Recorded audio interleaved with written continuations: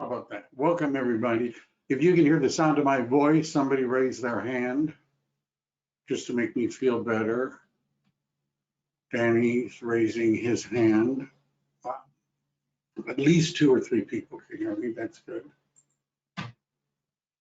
So there are handouts in the handout section. And for those of you that have difficulty with that, I've pasted in a direct link. I'm putting down everybody's hands. And this is what the document looks like.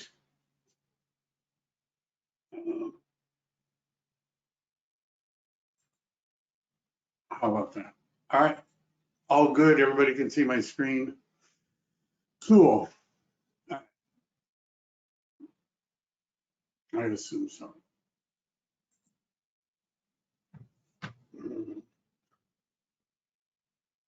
Oh, I should have changed that.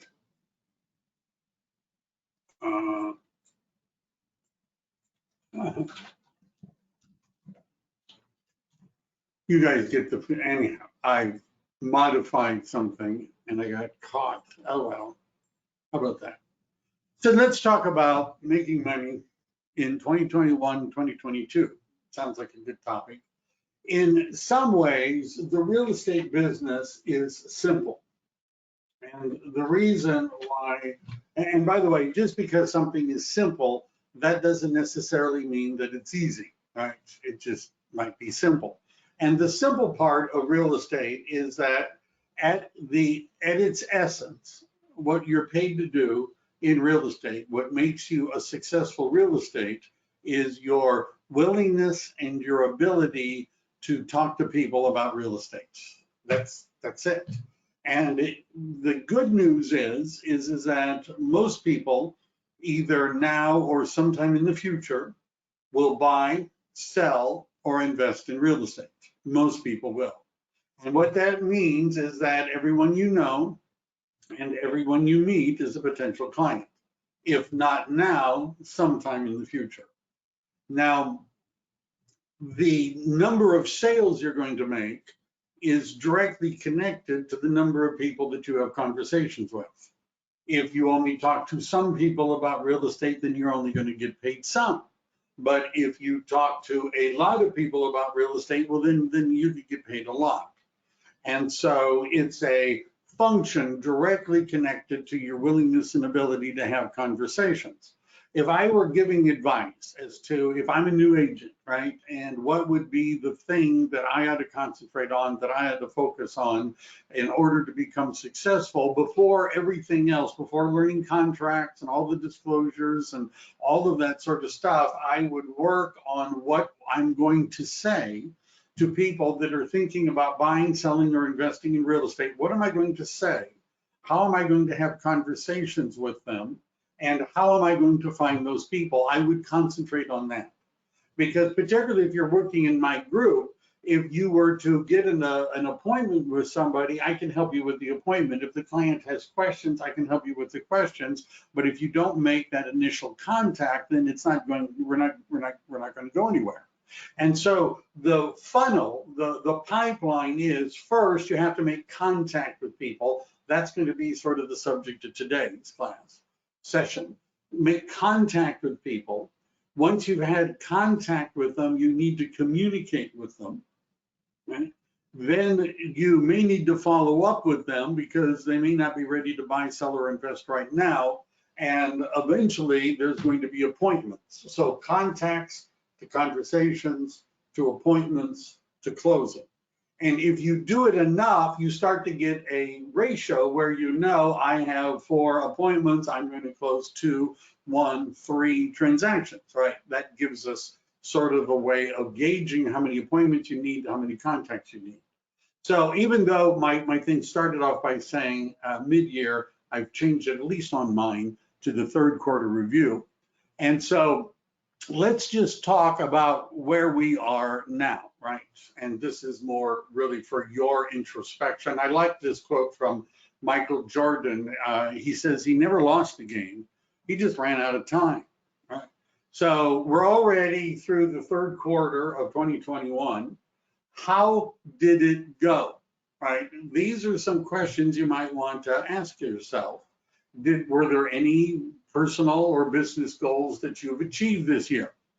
Now, I'm saying this realizing that some of you, not very few people that are on the call, I'm sure, because you guys are motivated, professional, all that sort of stuff. But out there in the real estate industry, there are some people, when I ask them, do you have a goal or what is your goal? They're like, goal? I don't know. My goal is to sell real estate. My goal is to survive in the business, right? So did you have goals that you might have started had at the beginning of this year? And if so, how are you? Goals would be like, I'm going to close so many transactions. I'm going to refer so much business. I'm going to put so many people in my database. I'm going to have so many appointments. Those are the kind of goals.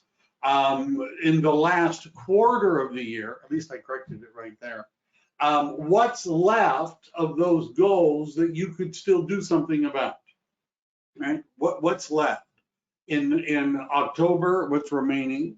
November and December? What's left?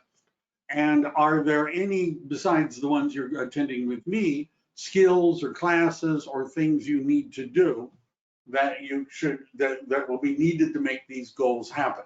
That's sort of the who do you know? What are your resources? Where is your help? So far, and by the way, if you haven't been keeping a record of this, you're not alone. You're not alone. But one of the things about being successful in sales is to have goals and to have daily accountability as to how you're doing. And by the way, I'm going to be pushing the coaching aspects of my program in 2022.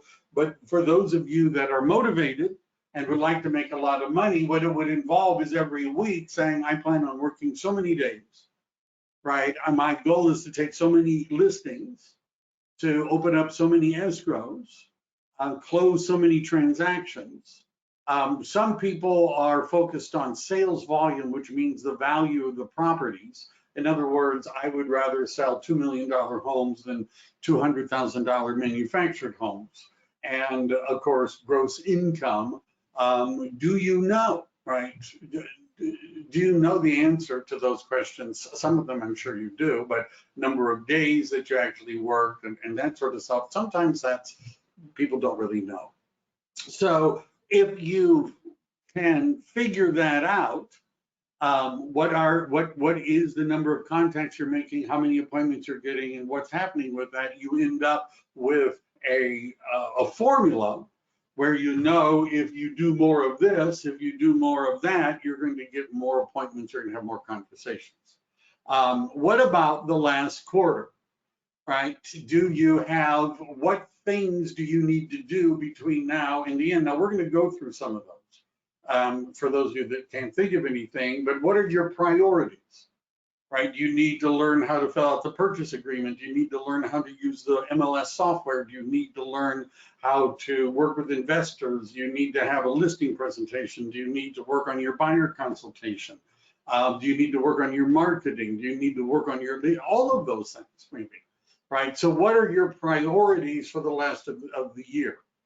And what might get in the way? No, I don't have enough time. Relatives are coming. I'm going to be traveling. I've got hobbies. I've got other things. I'm busy. What's going to get in the way? What should you start doing more of, or and start doing, or do more of? And how will you hold yourself accountable? Do you have a coach? Do you share with your coach what you did every week, what your goals were, and what your results were? This is sometimes called the GROW model, GROW. And the GROW model would be, what were your goals? And by the way, if you're in my group and you'd like to do this on a weekly basis, I'm all in. But what we would discuss is, what were your goals for the previous week? G, what were your results? Right? My goal was to have conversations with 100 people about real estate. Okay, great. What were your results? Well, I only talked to 50. All right. What got GRO? O stands for, what were the obstacles? What are our opportunities for improvement? What got in the way, right? What were the obstacles? And then the W, GROW, would mean, well, what are we going to do different? What's going forward? What are we doing? What's the plan to fix whatever we need to fix in order to reach the goals? Now, not everybody likes to do this. For as many of you know, I spent 7 years as a productivity coach for Keller Williams.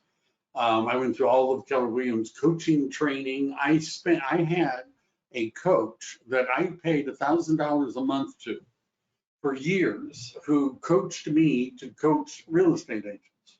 And the system for coaching involves setting goals, setting a plan, time blocking, and then following up with somebody about how did it go and where are you now. If you'd like to make more money in real estate, joining one of those programs might help you. I got one. So what's the commitment? How many more days are you planning on working this year? I always saw real estate agents sometimes and coaches like to post these things that say, okay, there's so many business days left in the year, just to make you feel like you're running out of time, which you might be. But what is the goal for the rest of the year, for the final quarter, right? Do you have the listings, that sort of thing? So I've sort of pasted a bunch of things together here for this, but let's talk about, well, hibernation. I know it's still fall, it's not quite winter, and usually it's winter when, bears, I guess, go into hibernation. Real estate agents oftentimes hit the hibernation stage a little earlier than the bears do, because I've noticed that around Halloween to the Super Bowl or Valentine's Day, whichever one you prefer, that many real estate agents for that period of time go into hibernation, right? They just curl up in a ball, maybe they stop talking to people, they stop doing things. And partly the reason is they may have other things to do, but there's a perception that, well, gee, the market is going to slow down anyhow. There's no reason to be hitting the streets or doing stuff because nothing's going to happen. But just because it's a holiday system doesn't mean you should stop marketing. In some ways, holidays and the end of the year have more opportunities for you to make contact with people and to have conversations with them. A research carried out by Adam Data Solutions, who does a lot of research involving a lot of different things, real estate, including foreclosures and things like that. They find that December is one of the best months to buy a home at a discounted price below market value. So buyers, we're going to talk about the conversations that you could be having today with people. Should I sell my home during the holidays? Maybe I should wait till spring. Isn't it more of an active market? And so I think I'll wait till spring when the market is active. Should I buy a home during the holidays? Well, I hear there isn't as much inventory during the holidays. Maybe I should wait until spring when there's more inventory, and then I'll become serious about buying a house. You understand, if you're talking to people, you're going to have these discussions. I'm having these discussions with people right now. So you might want to note that there are some good deals if you're a buyer during the holidays. That's oftentimes true. The other thing, and I've broken this down, people that are searching in December are generally serious buyers. According to our friends at Realtor.com, December 28th is one of the busiest days for real estate searches in the year, and December 24th is one of the slowest. There's also an increase in demand around New Year's Day. I could have capitalized the Y there. I have issues. I just can't help myself. I have issues. So there are opportunities that, even if not everybody you talk to is going to be convinced that now is a good time to sell their home. And we're going to go through the reasons as to why it might be. Not everybody that you talk to is going to be convinced that December is really a good time to buy a house, because there's less buyers and the market might be softer and they'll get a better deal. They may not be convinced of that, but you're having the conversations with people will give you a setup for your pipeline in 2022. Because some people will say, yeah, I can understand, that makes sense. Go ahead and show me what you see available. But, we're really going to be serious, in January or February. But now you've at least made the contact with them, you've had a conversation with them, and hopefully you put them into your system. Hopefully you have a system, a customer relationship management system, so you can follow up. And yeah, I'm using a lot of Christmas examples, and I know not everybody celebrates Christmas. That could be changed for different kinds of celebrations, but I'm just, do whatever fits, right? And I have agents that I work with that have different holiday marketing for their particular demographic group, but then most of the people they say that are focused on that kind of holiday are like the Hindu holidays. They also don't mind hearing about Christmas holidays and things like that.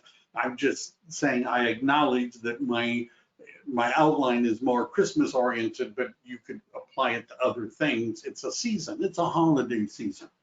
One of the things you could do if you have a listing and you'd like to do a open house, like a festive open house, and invite people to come to it. Sometime, let's say you have a vacant listing or you have a listing where the people are going to be out of town and it's kind of an appropriate listing for this sort of thing, you could throw a holiday open house, right, at the listing. There's also, if you aren't big on open houses or you don't have any listing, you could either throw a client appreciation party, right, at either, invite only happy hour. Now, what I do is, and some of you may have seen this, tomorrow night, I'm planning on having an open house with Golden One Credit Union. So my suggestion is you get a partner. In other words, a lender or somebody else, particularly somebody who has a room and a credit card and is willing to pitch in on food, you might want to partner with them. Now I realize that there's still COVID and I've been vaccinated and I wear a mask, but if you're not comfortable with the live events, that's fine. We're going to talk about some things that don't require an in-person event. You could give people a gift, right? If this isn't been your tradition, why not start now? Now, I didn't copy into here all of the different, I'll give you an example. Holiday pop buys ideas. All right, holiday pop buy ideas. Notice that search. Holiday pop buy ideas. Now you're going to see Building Better Agents, holiday pop buy gifts for realtors. Pinterest, of course, has one. And then here are pictures of a variety of holiday gifts. Here's 11 fall and winter holiday pop buy ideas, holiday archives, pop buy marketing. You understand, if you're not very creative, but you're interested in doing this, there is plenty of ideas that you could use, right? And they always have these corny little taglines. Clients like you are a real treat, whatever, and so there's a bunch of different things. Some of them are more holiday oriented, and they want you to go to their website, which is Building Better Agents. Revolve has some other pop buy ideas that you could do. You see where I'm going, right? And I didn't include all these in the outline because you might be able to figure this out for yourself, right? You just might. And so look through some of those ideas. If you see something that looks good, you could include your card, you could include a catchy little saying, that sort of stuff, and start with past clients, especially if you have any leads, vendors, community members. We know, according to the National Association of Realtors, that 40% of all real estate transactions come from when you ask how did the client meet the agent, it was either a family, friend, coworker, or referral from a family, friend, or coworker. And so what you want to be during the holidays is visible as possible, using the holidays as an opportunity for you to make either new connections or reconnect with people. You could partner, these are just some ideas, partnering with local bakeries, and by the way, making it so that people can come by and pick up a gift. Right now, it's hard to do everything all in one class. But one of the things that you ought to be doing to make your real estate career work is you ought to have a database, right? You ought to have a customer relationship management system. And what that means is everybody you know, everybody that's in your phone, everybody that's in your email, everybody that you know that you want to put into your database, your sphere of influence. You've all heard that. Now that you have people in your database, you want to look at the people in your database and maybe break them into different categories. One category is what is oftentimes called the A+ category. An A+ category person is somebody who's already referred someone to you. They've already tried to refer you business, or you really believe that if anyone ever asks this person, do you know a good real estate agent, they're going to say your name, right? You believe that, or they already have done that. Now, A+ people, I would treat a little bit differently than the other groups. Please share screen and outline. Isn't my screen being shared? Can somebody else confirm that? And I see hands going up. Yes, so I'm not sure what you mean, but my screen is being shared, and so I don't really know what else I could do, right, to share the screen other than, I don't know. I don't know. It may not be me. All right. So where was I going with that? So A+, these are the people that have either tried to refer business to us, have referred business to us, or we believe will be referring business to us. And I'm getting a lot of help on the handout. And those people we ought to treat differently. So somebody that has referred business, is likely to refer business, we're going to make a better effort, right? We're going to get them a nicer present, maybe a real Christmas card or a holiday greeting or whatever is appropriate, right? Whatever is appropriate. They may get a wine bottle, they may get something, right? A handwritten note, they may get something. Now, those are A+. A's are somebody that we know and we think that they would be likely to work with us, but we're not really sure. And we may not be spending as much on those people. We still want to do something, but maybe not a personal, a present, maybe not an $2 chuck bottle of wine, not an expensive one. You get where I'm going. So not everybody's treated equal, right? The ones that we expect business from, we're going to make more of an effort. A neighborhood guide. Not only is this something that I find effective every month where there's a holiday, but I found even more so since COVID.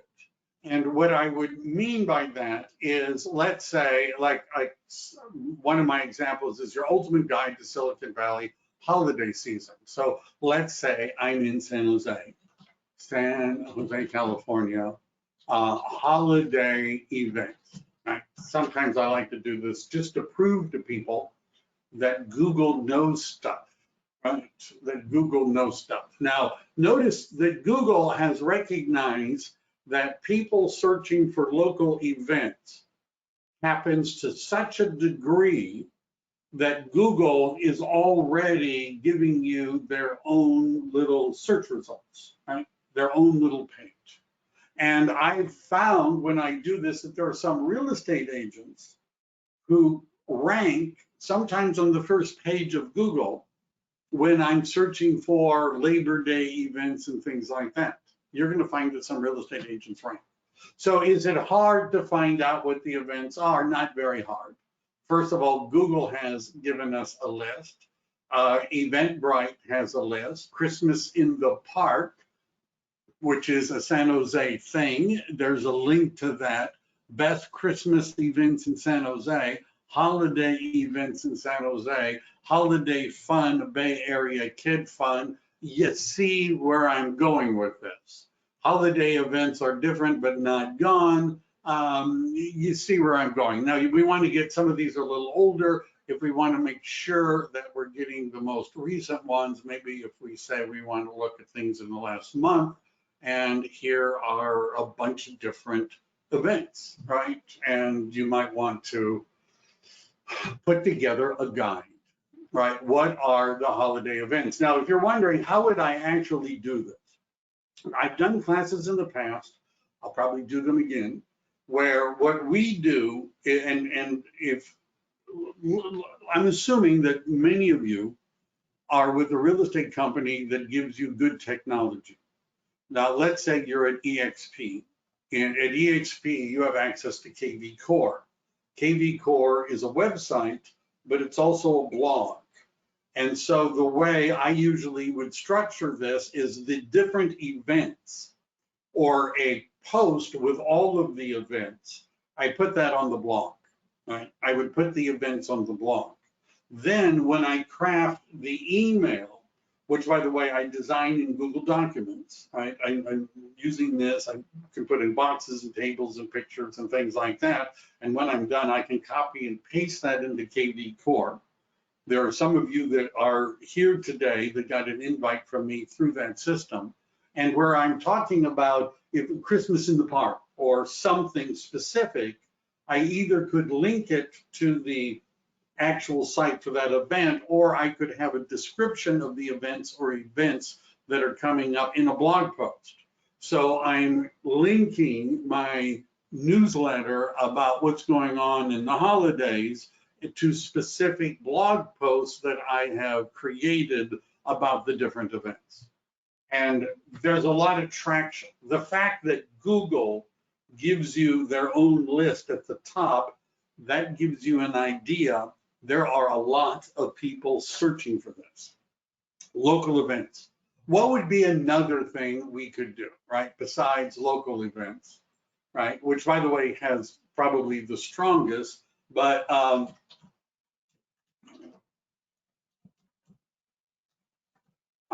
celebrating holidays during COVID, right?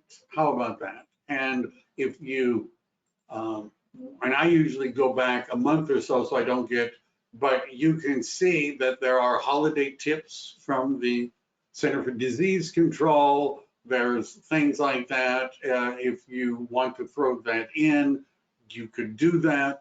But there's how to celebrate Halloween safety. You get the idea. You could make that a post and then refer to it in a newsletter, right? Things like that. You're getting the idea. You might even set up events and do things. We're going to get more into that. Create an effective Christmas, or we could just say holiday marketing campaign, right? Just, and what that would mean is, do you have holiday themes in your social media? That sort of thing.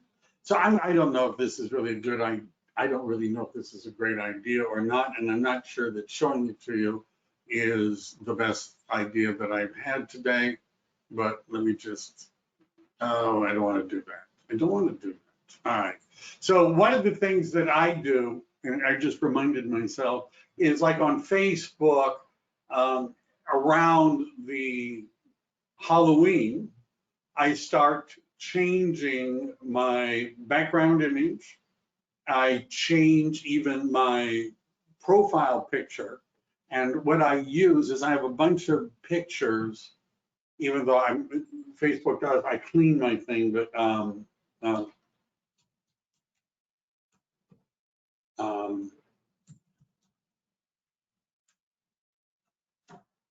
so what I'm looking for, and this is, I actually post this a lot. What I do is I find things like this, right? Right now, these are pumpkin carvings. I realize, I admitted this may not be the best idea, right? But I'll take something like that and then I'll start changing my social media pictures as it gets closer to Halloween to show, things like this, right? That looks like a fun one, but you get the idea, right? You might want to start in your communications on social media, as well as any email campaigns that you're doing, to mention holiday themes. Just saying. Does your community have local events that you can participate in? There are a lot of ways you could do that, but you could help provide a giveaway. I'm going to show you a gift card giveaway, grocery stores, things like that. I'm going to share one of my best ones, which is coming up. You can run contests. You can collect donations for a charity. Let's stop there. So holidays, you have to have a contact with a person before you can have a conversation with the person, right? And then you're going to want to capture, these are sometimes called the C's, right? So their information. One way is for you to participate in things that are going on in your community. Now, there are probably charities, food drives, things like that in your community, which you could either participate in or you could start your own. Now, one of the ones that we found most effective for real estate agents is winter coat drives. Coat drives. So this is particularly effective if you have a geographic area. And so what you would do is you would be telling people that you're going to be collecting coats for a charity for people during the winter that need a coat. And so sometimes what we would do is we would send the invitations, we would maybe leave something at their door, and we would tell people what day when we were going to come by to pick them up, and they could leave it outside, or you knock on the door and you talk to people. And by doing that, we're not only doing a good deed, right? You'll be rewarded in heaven. Maybe it's not a guarantee, but you may be rewarded, and you're not only doing something good for the community, it puts you in a position where you're getting to meet people. And we're not going to overdo it, hey, I'm a real estate agent kind of a thing, but it doesn't hurt. I mean, there's nothing illegal about wearing something that has a logo on it, that sort of thing. Advent calendars an event calendar, this is not a new idea. I'm sorry, I'm editing as I go along. It's not a particularly new idea. As I point out, it was used in Germany, but if you've seen people that have posts or things like that, this can all be done on Instagram and Facebook about all sorts of different events, community events and things that are going on, Christmas related or otherwise.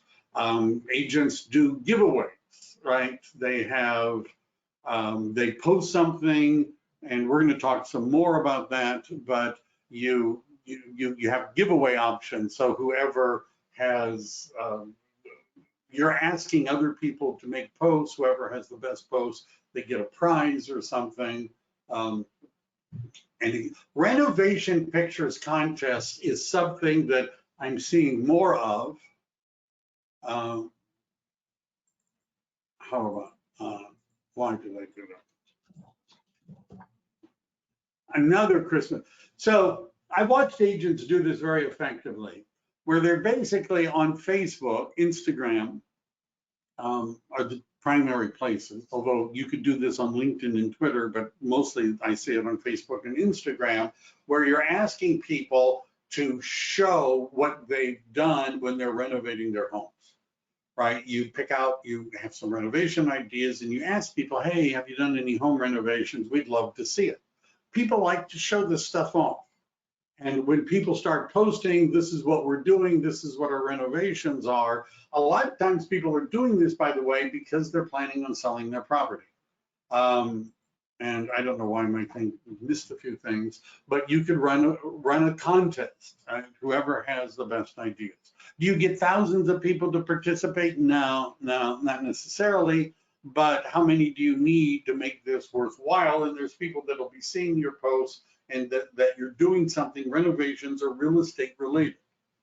One problem that some agents have is they don't do anything real estate related. Right, you know, I mean, on social media or whatever, they're really not doing very much. So talking about renovations, asking people to share pictures, you sharing pictures of that can get people engaged, and it's a real estate thing. You also could be here, I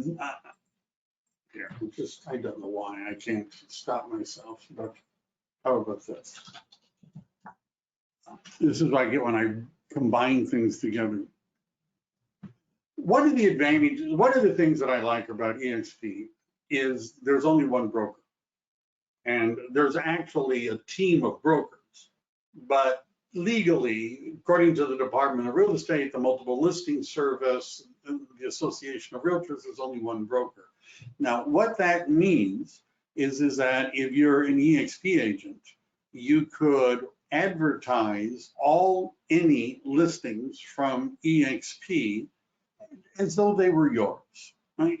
Because the listings belong to the broker, and the broker, if you read your policy manual, has given you permission to advertise any of the company listings.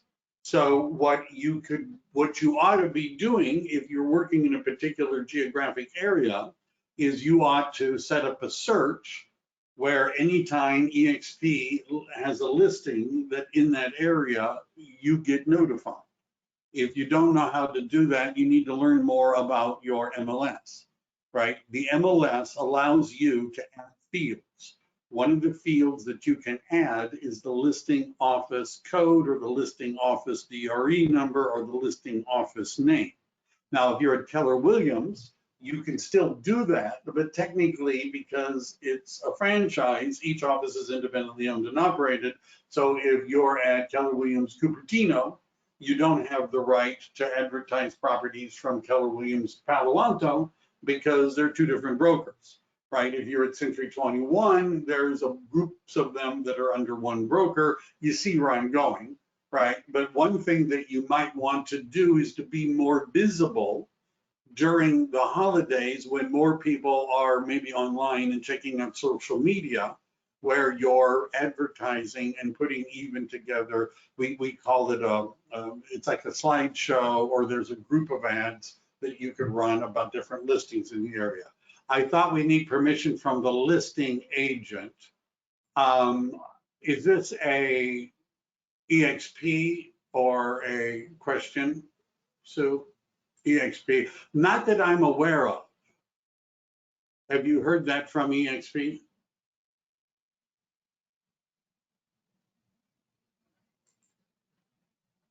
Have you heard that directly from EXP? I'm not saying. I'm not sure that that is true. I'm going to, first of all, I don't think that I'm going to worry about it, but I remember looking through the marketing, the policy and procedure, and I believe that it is possible to run an ad. So you asked the broker, you're supposed to ask the listing agent. Right. Well, go ahead. I'm go ahead and ask the listing agent if that's what they said. I'm going to look at that.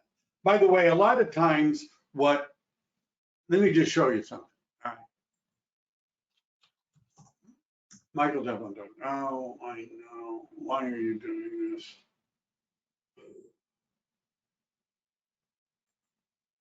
Why is it here?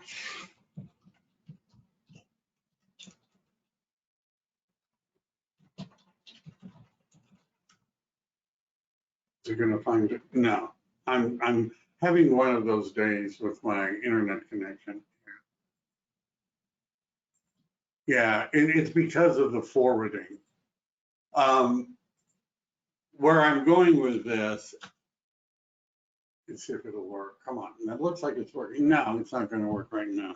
Learn more. I don't know what the connection error is. Advanced. All right. So whether you want to ask or not, let me just give you an example. I'm in San Jose. So I'm going to type San Jose, California. Just going to do a search. This is the easy way to do it. Let's say these are all commercial properties. Here's a nice, cheap little house. Yes, I know I've set it up to do that, which is my problem. How about that? All right. How about that? There we go. Just if you want to let me in. All right.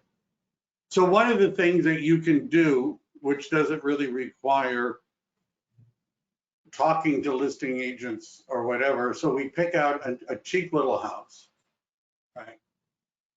And this is not cooperating the way I wanted it to.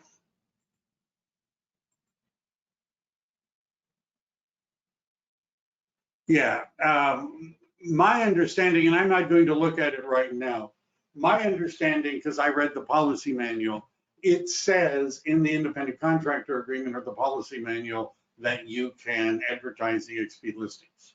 But as long as they're EXP listings. Now, the reality is that a lot of times the agent, the listing agent is going to give you permission. But let me just give you an example. So it took me a while, but I found a cheap little house, right, for our market. This is an inexpensive little house. I'm not entirely sure who's listed it. It's an Intero listing, but I'm looking at this house. And let's say I liked this house. Now, one of the things that I can do, which is someplace here. This wasn't a tangent I really had planned on going on, but one of the things that I can do is I can share, see what it says this, share on Facebook, share on Twitter, share on Pinterest. Now, if I share, and I'm having enough trouble with this. If I share my website and your website is what's known as an IDX compliant site, which means it meets the terms of the Internet Data Exchange. And if you share listings that are on your website by using that Facebook, Twitter, then you're compliant with the IDX rules and with the MLS. You're compliant. And that's the easiest way to do it. You go to your website, you search through listings, you find something that looks fun, it looks interesting. Sometimes what I do is I pick the most expensive home in an area, and then I write something that says, great home for the first time buyer, starter home, and it's $8 million or something like that. And then people laugh and they make comments, or I'll pick the cheapest home in an area and say, want to know what the least expensive house in San Jose looks like, then sometimes I'll take the median, like what is a median price in the area, and I'll find a couple of listings, and it'll be what does what does $1.8 million get you in Santa Clara County, and you could post that. And as long as you're doing that from your website, you're compliant with IDX. And I believe, by the way, that, and I'll look it up, that if you're at EXP, you can promote all of the company listings. KV Core is actually set up to do that. The contest we've already talked about. Relationships, holiday cards, I would spend some time on that. Holiday care advice, I want to get to some of the more important things. Automating it, property care, things. If you Google search, what kinds of things should you do to maintain your home in the fall and the winter, right? You can skip the ones in our area about snow, unless you're listening to me in an area where it snows, but most of us don't. And these are all things that you put on your blog post so that you can refer to in your emails, and also when you post that on social media, you're posting your blog post, which has the information so that people go to your website, right? If they go to see your blog, they also go to your website, and maybe they'll see a house they like. We want to be active between now and the end of the year. We want to be active all the time, but we want to be as active as we can. So one of the things that there's a lot of these social media calendars and hashtags. There's a lot of them. And I although we're mostly through October, you can see these are all of the ones. I'm particularly interested in Greasy Foods Day, right? And some of them are just dumb, and I don't spend time on. National Cat Day will get a lot of a lot of publicity. And then there's Halloween. 58 about consumers are supposed to be doing something on Halloween. And so what you can do is every day you could post something related to one of these weird little holidays. And I would pick out a picture, like for example, for Greasy Foods Day, I would, go to our friends over here, Greasy Foods. I would look for images, and I might find one that looks like really like that one, something like that. And you include the hashtag, and you try to come up with something clever. You get the idea. There's all of the ones for November and December. You get the idea. We want to be active on social media. What else? Now, these next two segments are examples of not only does this contain some of the language and the dialogues that you may want to have, but they're also the kind of thing that you can make a blog post out of or make marketing materials out of. And why is fall, right, a good time to sell a house? Now, I'm being asked these questions a lot, not only by agents, but by agents with clients and by potential buyers and sellers. And one of the things that they're looking at is, well, the market, maybe goes down in November and December, and then January, at the end it starts to pick up, and maybe I should wait. And so I understand how you feel, right? That's a very logical thing. And in fact, many people that own homes feel exactly the same way, that the winter and the fall is not the best time to sell the home because you miss the rush of people from getting their kids into school. However, that might be the reason why it's a good time to sell your home, because although it may be true that there are fewer buyers out there during fall and winter, there's also a lot fewer listings. There is less competition, and that might make it easier. Sometimes the weather is better. Now out here we don't get really too hot, but it's getting warmer, right? Some people like to go out in a cooler and crisper weather. Curb appeal. Some people are making, for their houses, they clean them up, right, during the holidays. They may decorate them. It may look nicer. They may have things on the outside, accent colors, pumpkins, things like that. So there may be more curb appeal opportunities. The buyers are more serious.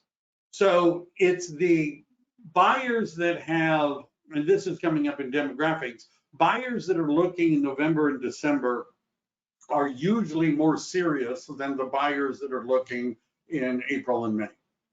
And it's a percentage. And that's because it's not the best time for some of them to go looking. There's holidays, they're motivated, they need to do something, which is why they're out looking. And the demographics are different, right? So there's a large group of people, about 40% of the buyers are interested in buying the home so that they can get there so their kids can go to college, or college to school. Right, they're buying the home, timing it with the beginning of the school year.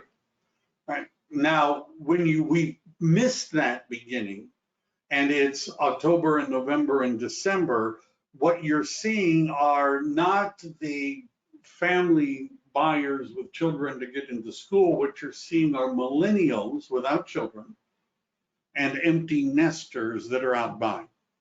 And sometimes those demographic groups can be stronger buyers than the ones with children and that sort of thing. Interest rates are on the rise. Now, one of the things that I keep up on is what's going on in real estate. This is from an article that I reposted on Twitter yesterday. And if you follow my Twitter account, you'll see that I'm reposting things from the Mortgage Bankers Association, the NAR, a research department, the CAR, local MLSs, and other publications. But the Mortgage Bankers Association yesterday came out and said that higher interest rates are probably on the rise, and that at the end of 2022, they believe, the Mortgage Bankers Association, that people could be paying 30% more for a 30-year fixed rate mortgage. Let's start with that. You say to me, is now a good time to sell my house? I hear that during the holidays, there's fewer buyers, prices rise, in the other months, maybe I should wait. Why would I want to sell my house now?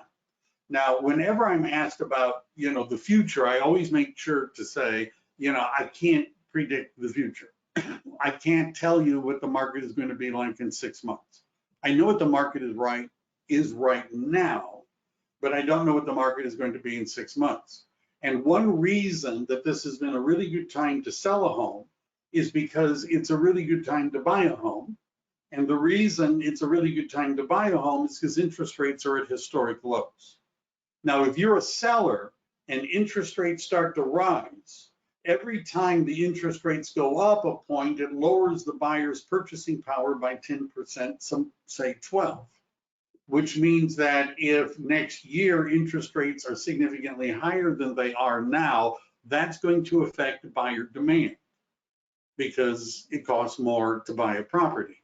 And if that demand were to shift dramatically, then so could the price of your home. I can't predict the future, but interest rates have been so low for such a long period of time, they're likely to rise. And the Mortgage Bankers Association, who you would think would know something about this, thinks that it's going to go up 30% by the end of next year. 30% out, yes, right. So I've created alerts where things like our interest rates going up and all of that sort of stuff, Google is looking for those things and sending them to me. Why is now a good time to buy a home? Because interest rates are likely to rise next year. And if interest rates go up 1 point, then it's going to lower your purchasing power by at least 10%. What that means, and I'm using San Jose area numbers, what that means is that for a mortgage payment today that would buy you a $1 million house, if interest rates go up 1 point, that same mortgage payment will now only buy you a $900,000 house. Same mortgage payment that today will get you $1 million house after a 1 point rise in interest rate, same mortgage payment, $900,000 house. You've lost $100,000 in equity because if you wait for interest rates to rise. That's why if you're a buyer and you're motivated, I would be telling them now, right? I've got another buyer lead I'm going to be talking to today. Now is a good time.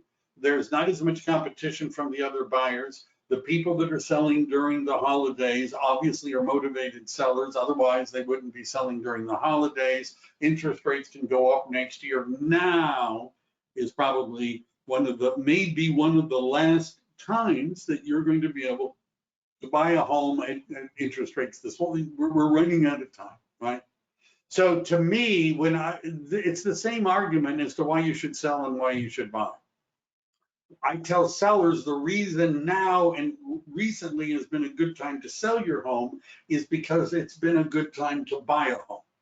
That's why there's multiple offers, because it's a good time to buy because interest rates are low. When interest rates aren't low anymore, it may not be such a good time to buy, which means it may not be such a good time to sell.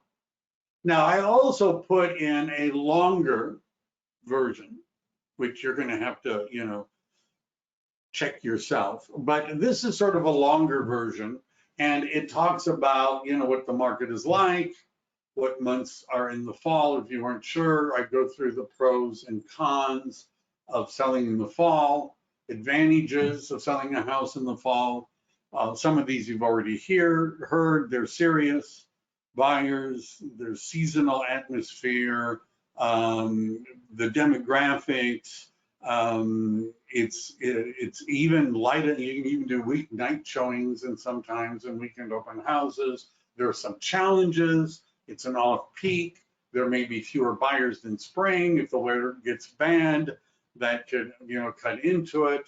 The 44% of buyers who don't have kids generally who do have kids, prefer to be settled before the year starts. However, that means that 56% don't have kids that are buying and don't really care about that timing. Busy work. So then I put in selling a house, tips for selling a house in the fall real estate market. Let me do this.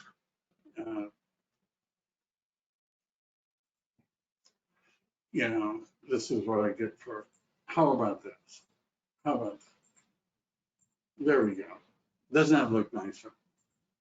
My medication will kick in sometimes. So here are some things about moving quickly. You're going to want to have good photographs. You're going to want to have a good agent. This is material that you could, cut up and use maybe in blog posts or an email. So right now, I would be thinking about, could I have posts about why you should sell your home in the fall, why you should buy a home in the fall, what you should do in the fall if you're thinking about getting your home ready for sale, right? Then winter is coming up. We can do the same thing.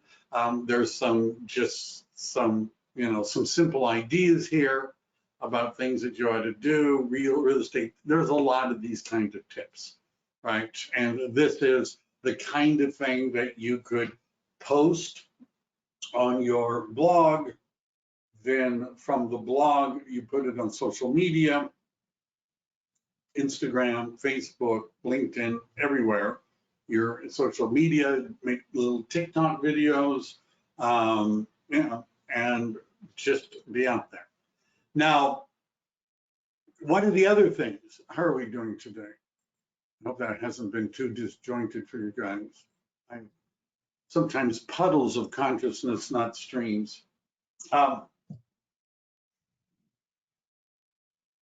Between now and the end of the year. All right. So yeah, I can tell people it's a good time to sell their home. I can tell people it's a good time to buy the home, but I don't think a lot of people are going to be buying and selling because it's the holidays. So what can I do? Well, one of the things that I'm going to be doing in November, I'm not entirely sure which day or if it's partly live, but it'll be on video as well, is how to create a 2022 business plan to the level of what would a schedule look like, right? I'm not going to just talk about, this isn't like the Keller Williams Millionaire Real Estate, thing for business planning. This is different, right? It's going to be different. So what you can be doing, even if we're assuming that the months are going to be slower because, it's a holiday months, you could be getting ready for when the market is going to pick up. It was the writer Machiavelli, I believe, who said, in time of peace, prepare for war, right? That was one of his maxims. And so what we could be doing in November and December is, how about this? Do you have a listing presentation? A printed version, something you could use on a laptop or a tablet? Do you have a buyer consultation? Are you good with scripts? Have you decided what markets you're going to market yourself in? Are you going to be doing internet lead generation? Are you going to be doing geographic farming? Are you going to be working with vendors? Are you going to be expanding your sphere of influence? What exactly are you going to be doing? And are those marketing materials and systems in place? So in early November, I'm going to be doing a class about this. But one of the things that I would recommend that you do between now and the end of the year is attend my business planning and think about what niches and what marketing materials and what tools and systems you need that you do not All right, I will count you in for that event. I will count you in for that event. All right. Any other, I seem to have killed the thing today. Any questions about any of this? Are we? If you're interested in finding out more about how coaching in particular could increase your the amount of money that you make by setting goals and having regular contacts about that, a plan, a goal, and accountability. If you're interested in finding out more about how all that works, reach out to me. I would love to talk to you about it. All right. Thank you, everybody. Have a great set of holidays. Be safe out there, right? Be safe. See you guys later. Bye.